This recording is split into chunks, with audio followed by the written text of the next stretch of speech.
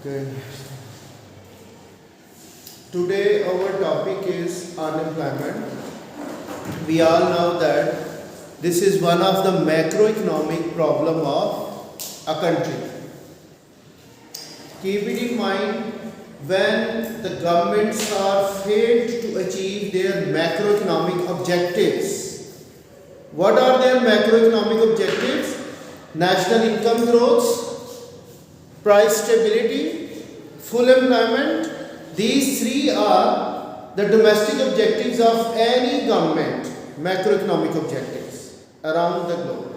And the other two are the balance of payment equilibrium and stable exchange rate. These are the external objectives of any government in the macroeconomy. When these objectives are not achieved, like growth, economic growth is not achieved, there is going to be boom and a recession, then that objective which is not achieved, it will become a problem for that government. Why growth is not taking place? Okay. So we say when objectives of the government in macroeconomy are not achieved for a period of time, they will become the macroeconomic problems like growth problem, inflationary pressure problem if prices are continuously increasing for the daily used items. So in that way economy is going to overheat. The real income of people of the country will decline and poverty will increase. So we say this thing that now it has become a problem for the country. Now on the same ground, when there is no full employment or employment opportunities are not created by the government policies, so in that way if more people are entering to the labor force and they are not getting employed, so this problem will emerge, which is called unemployment. If it is persistent over the period of time that more people are entering to the labor force after completing their university education or formal education, now they will not be able to find a paid job. So in that case we consider them as unemployed, and if that number is increasing, the government is losing its important resource of human capital or human manpower to increase its economic growth.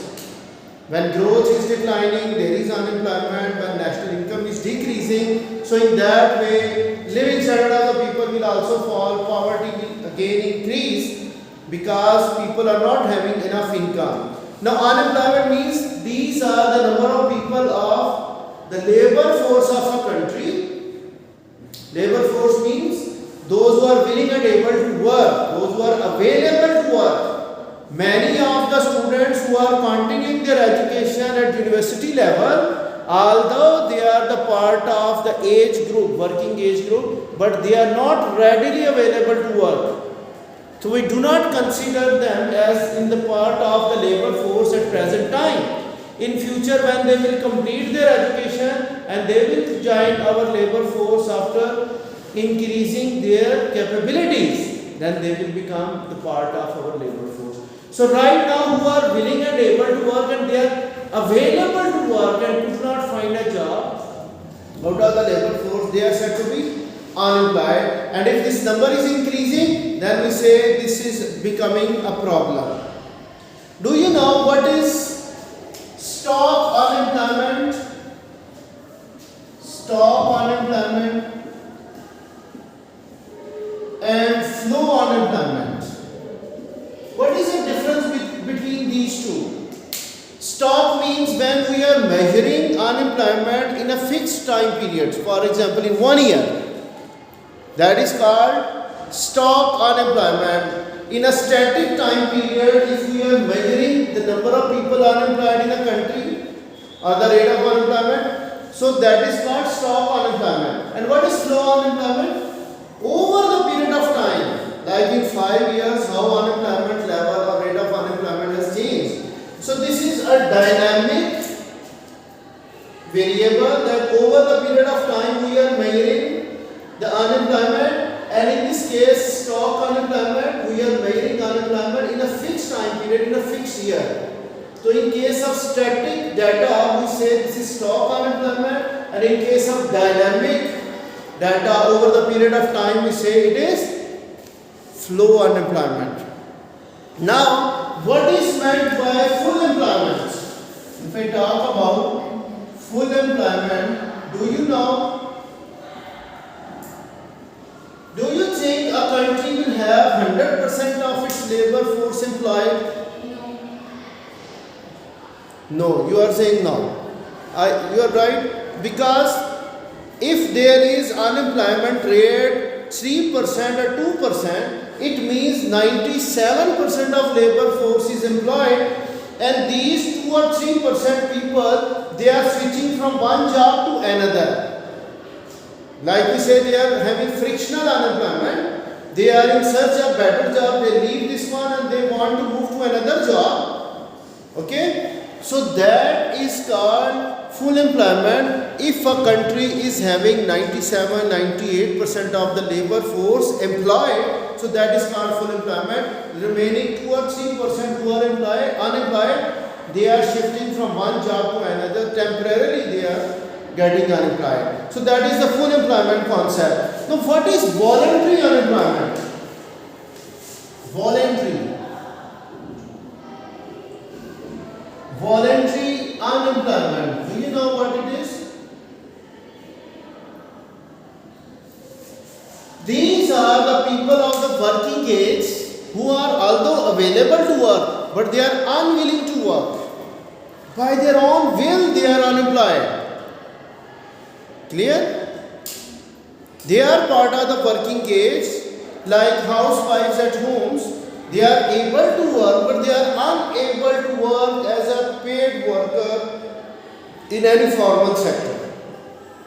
So that is voluntarily they are unemployed. So this is not going to be a problem for a country if people are voluntarily unemployed.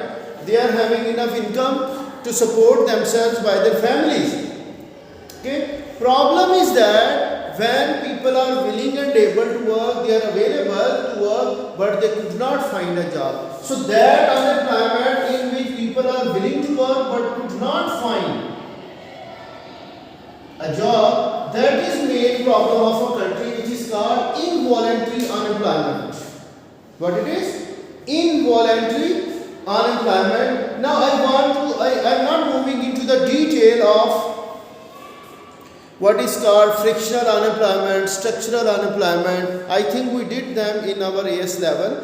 So I am not talking about frictional, structural or cyclical unemployment. I am going towards equilibrium unemployment and disequilibrium unemployment. What do we mean by equilibrium unemployment? Equilibrium unemployment. What do you mean by this equilibrium? Do you think when labor market is in equilibrium there is still unemployment? It might be possible, and it is surely it is happening. Why? And now I am writing one thing. Here I am taking the labor and here I am taking real wages. So now I am taking aggregate demand of labor. This is aggregate demand of labor. In our microeconomics labor market, I wrote demand for labor only, which is equal to monorevenue product of the workers.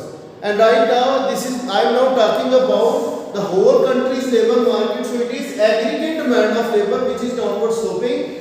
When wages are going to decrease, there will be more demand of workers. And this is called what? Aggregate supply of labor. This is what? Aggregate supply of labor. So at this equilibrium, only these number of workers are able to get jobs. Maybe 50,000 people in this city or in this country, we say they are able to get job at this wage rate. Do you think these are the only workers who are looking for a job?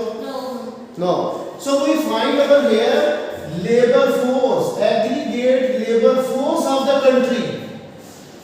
Labor force means many people who are available to work, but they are not interested to work at this wage rate.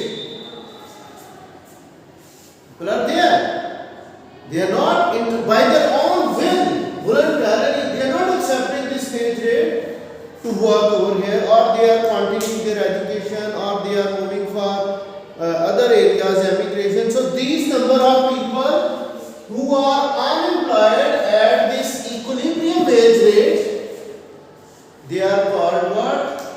Equilibrium unemployment. Everyone is not employed at equilibrium. So these are only who are demanded by the firms, and they have been employed by those firms who have negotiated wages with them at this equilibrium. And the rest of the people of the working age or labor force at equilibrium, those who are not in jobs by their own will, they are voluntarily unemployed. So we say this is called equilibrium unemployment, which is existing. Okay, when labor demand should suffer, so more people from this labor force will come to join the labor supply, and they will also get employed. And why I say this is upward sloping labor force? Because population size of the country is continuously increasing. So as more number of people are entering to the labor force from their child age, so we say labor force is also upward sloping. And if more immigrants are coming to our country, then this labor force will shift rightward as well. Or if immigrants are there, this labor force will decrease for a country. Clear? So we say this is equilibrium unemployment which exists when demand and supply are equal, but still many people are getting unemployed. They are not willing to work at this wage rate. Now what is disequilibrium unemployment?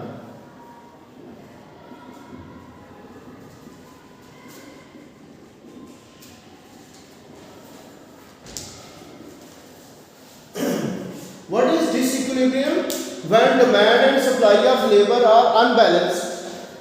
Do you think it happens? When will it happen? When government has legislated minimum wages, or trade union has decided to increase the wages for their members. It will create disequilibrium. For example, we write over here, this is the labor force, labor, and here I am taking real wages. Alright? So this is what? This is the aggregate demand of labor. This is aggregate supply of labor. Clear? Now this is aggregate labor force. This is equilibrium. Now government has set the minimum wages. What is this? Minimum wage. Above the equilibrium wage rate. Or trade union has asked to increase the wages for the whole country. Okay?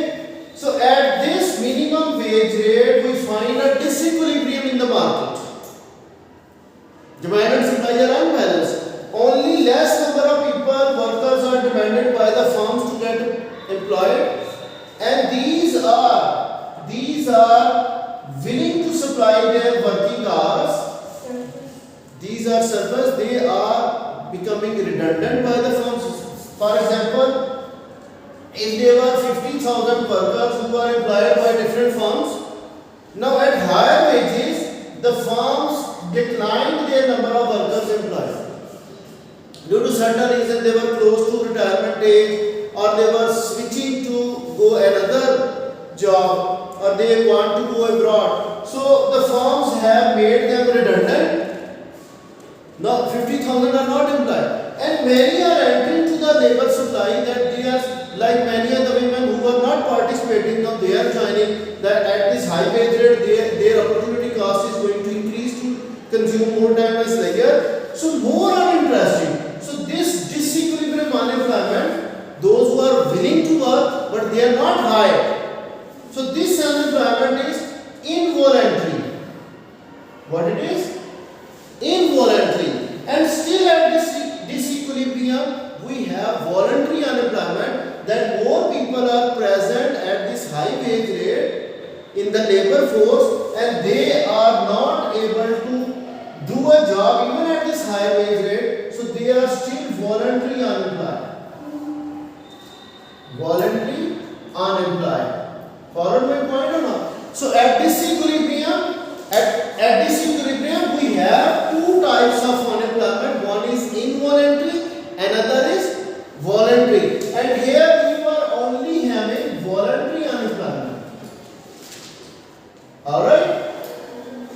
Now this disequilibrium can exist if demand for labor shifts downward. So at the same wage rate we find unemployment. Clear? Or there is going to be increase in labor supply in the country. So anywhere where we find disequilibrium in the labor market and people get unemployed involuntarily, or some are not willing to work even at this higher wage rate, so we find this thing, this is called disequilibrium unemployment, which is having both types of voluntary and involuntary unemployments. Now what is the natural rate of unemployment? Do you know what is the natural rate of unemployment? No. This is called non-accelerating inflation rate of unemployment. Natural rate of unemployment.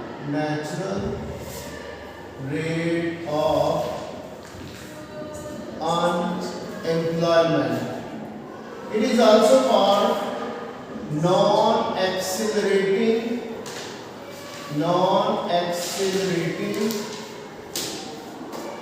inflation rate of unemployment. Inflation rate of unemployment. Clear? It is written NAIRU.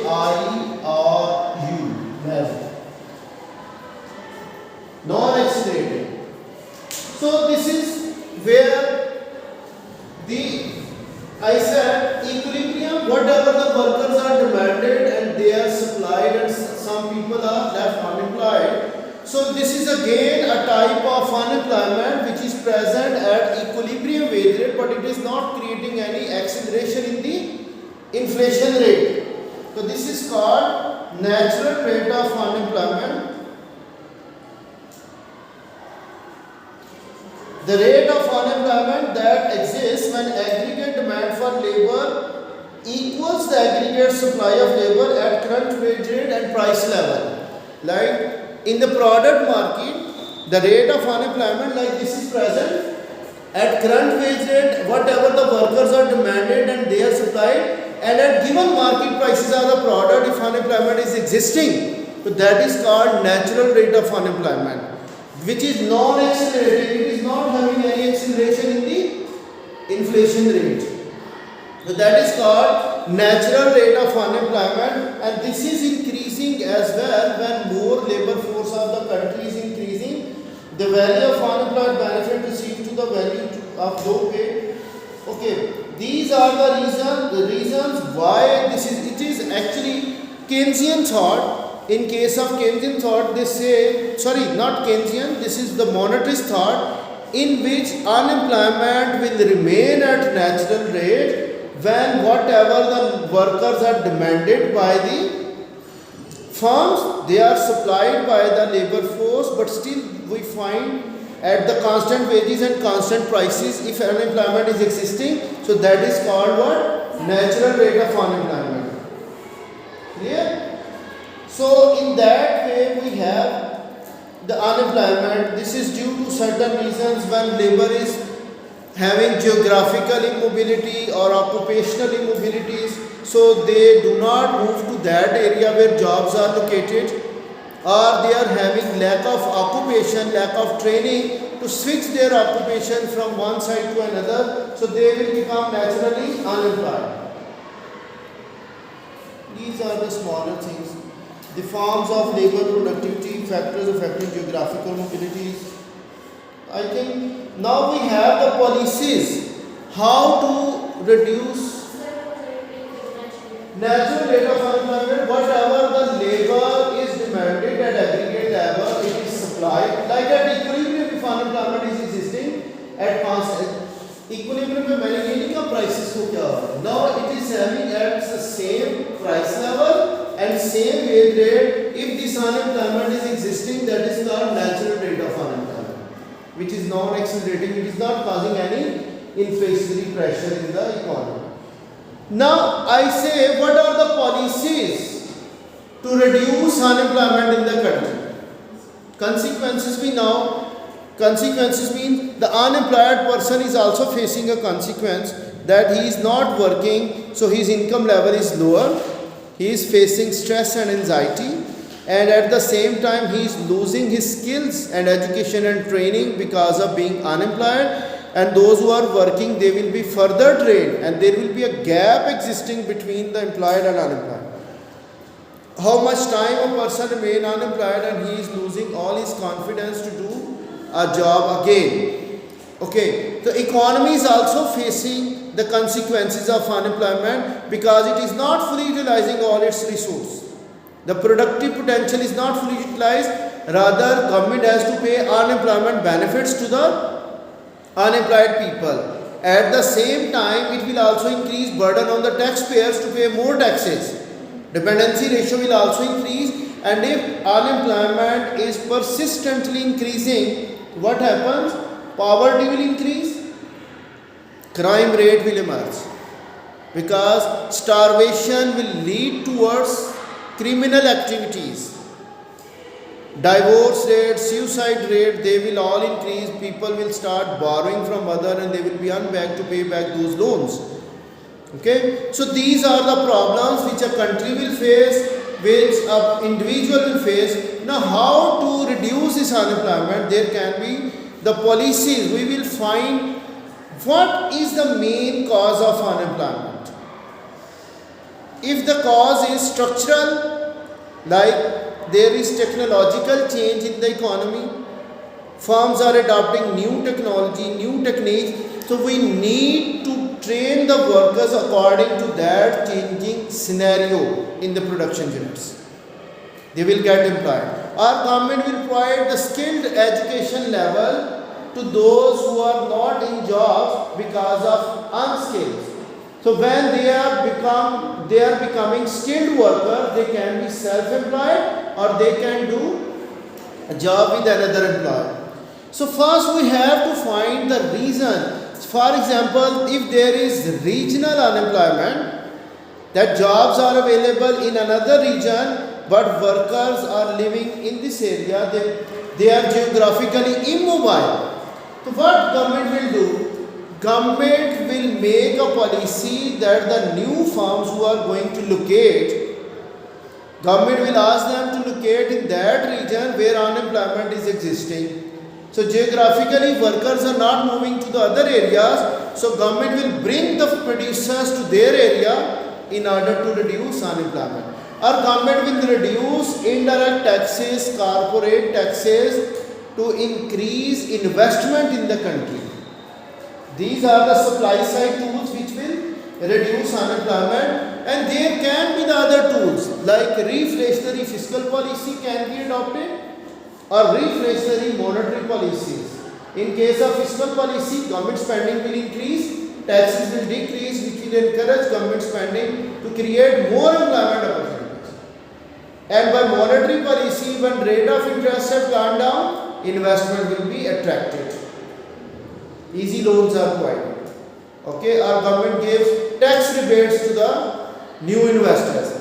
And at the same time, if exchange rate is depreciated, by depreciation of exchange rate, export market will be having the recovery process. So in that way, more employment opportunities will be created. So we have different policies to reduce unemployment in the country, either the supply side or demand side, or from the international market side. We want to reduce unemployment in the economy. So that's about our topic of unemployment. By tomorrow we will do the money and banking in China.